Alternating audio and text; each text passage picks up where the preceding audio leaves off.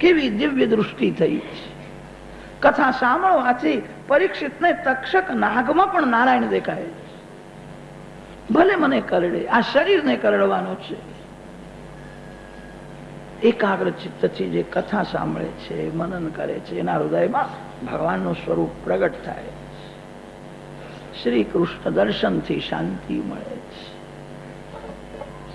વેદોમાં, ગીતાજીમાં ભગવાનના દર્શન માટે અનેક સાધન બતાવ્યા છે. બધા જ સારા છે. વર્તમાન કાળમાં માનવનું જીવન એવું થયું છે કે વેદોમાં જો ભગવાનના દર્શન માટે જે સાધન બતાવ્યા છે એ માનવ કરી શકે એમ નથી. વેદ ભગવાન એવું કે છે ભગવાનના દર્શન કરવા છે તો બધું છોડી દો, શાંતિથી એકાંતમાં જઈને બેસો.